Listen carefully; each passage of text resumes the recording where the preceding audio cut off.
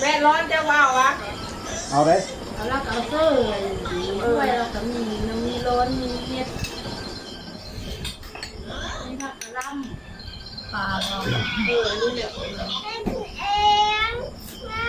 เดี๋ยวอันใดก็ยากขอบสดน้ำนวล เอาน้ำเกลือเติมพอแล้วเรากินบ่หมด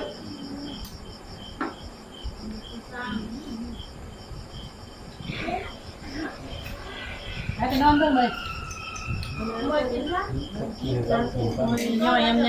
ยแม่โทรศัพท์แม่เบิ้งแม่เดี๋ยวก็ตื่นมาเลยเบิ้งด้วยเบิ้งตัวที่มันถ้าเขาบ้านมันลายมาค่ะขอบน้ำต่างๆเราไม่ได้เนาะ นี่มันไม่อิ่ม กินได้ของผมจะได้ซีไอแล้วอยู่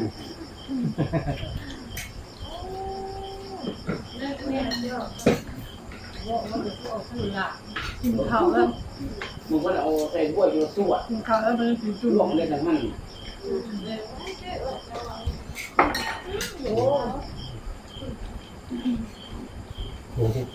หนึ่งคอ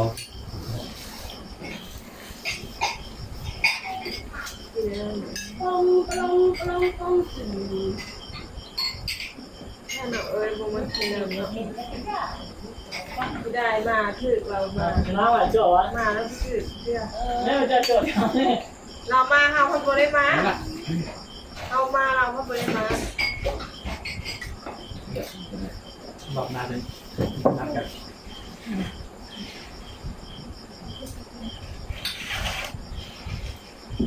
เปลี่ยนกระเจ้าอะไรมา ขับรถเป็นยังที่มาเนี่ยอาจารย์รถบ่เป็นลงบ่มา เลย เท่านี้นะ ที่เป็นยาเนี่ยครับใช่ พยายามเป็นใส่น้ำปูนะ ทำรถมืออย่างน้อยกับ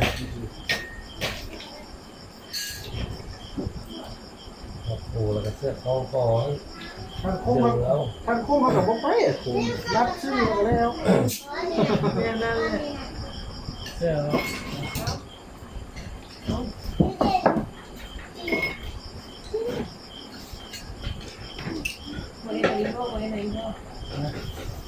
ลุงเสกให้ก็ เสื้อเลย ลุงเสกซื้อมาก็จะได้ลุงเสกให้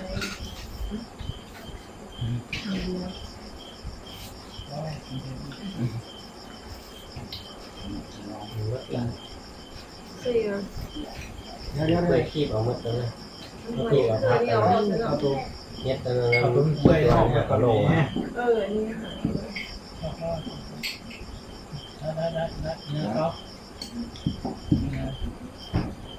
ร้านป่านี่แต่ว่าตั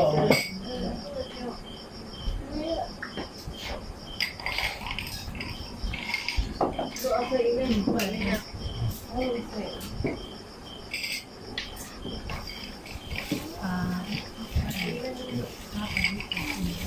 โอ้ยชูลงค่ะแล้วแบบ เจ้าจริงว่าตลาด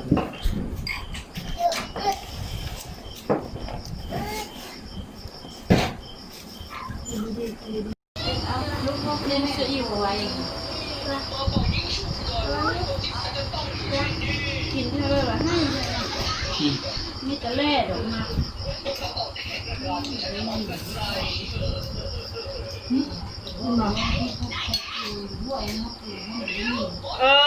เขาไม่ได้ยินเลยบ้าเมื่อแม่จุ๊บวันนี้นะมาแม่จุ๊บวันนี้มา ชายลูกสาวลูกเขยมีเคยให้กินจักคนอ่ะต้นแม่เด้ แม่เฮ็ดบ่เอาวะเห็นแล้วโมแม่ว่าเวทกินมันบ่ได้ยิน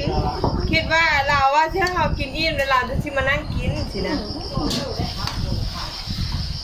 เอา ยังบ่ทันได้เซอร์หม้อแม่ปวดค่ะ จุ๊บนี้ให้เรากัน เที่ยวอะไรเที่ยวเลยลูก เฮ้ยพ่อกินเหล้าอ่ะ มาของลูกเลยแม่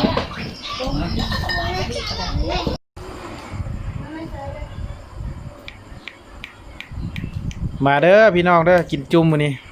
จุ่มป่า ได้ปลามาแต่นครหลวงเวียงจันทน์เด้อพี่น้องได้มื้อนี้ไปยามพี่น้องเพิ่นเอาปลามาให้กิน เอาจุกเอา เพิ่นเอามาให้ขายสัมพันธ์มาพากันมาที่จุ่มซะ แม่ไข่แม่โซ่ดูข้างในคือ เฮ็ดหยังหั่น อะไรบอก ไข่บำรุง บำรุงแอวเนาะป้าเทื่อบำรุงขนาดเลยบำรุงแอวอีก ย่าพ่อเอาบ่ได้พ่อ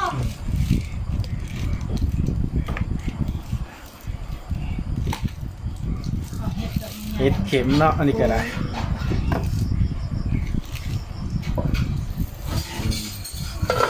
เอาปิดไว้ก่อนจัก3นาทีเด้อพี่น้องเด้อ3นาทีก่อนจังสิค่อยกินอย่าใจร้อนใจเย็นๆกินแซ่บๆกุ้งทะเลได้นี่อ้าว กุ้งเต้นก็เป็น ลุงเห็นเต้นนะ กุ้งเต้นโอ้ยกุ้งเต้นเอาดีๆได้มันเต้นออกเลย น้องมึงดูเอ้าเต้นมาเฮ็ดเลยเนี่ย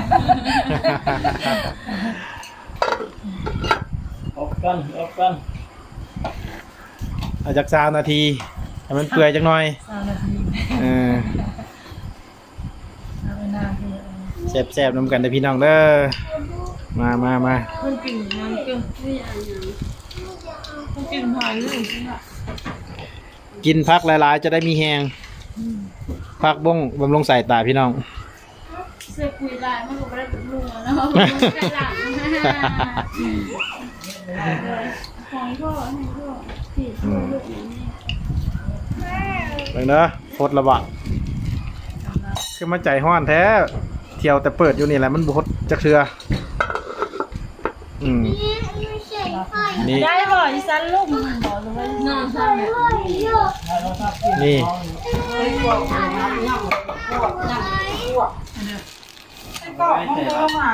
่ในนั่นแหละ